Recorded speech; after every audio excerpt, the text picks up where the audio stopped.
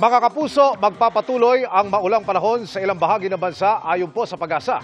Tuloy-tuloy rin kasi ang pag-iral ng shear line. Ito po yung banggaan ng Amihan at Easterlies na nagdadala ng maulap at maulang panahon sa mga apektadong lugar.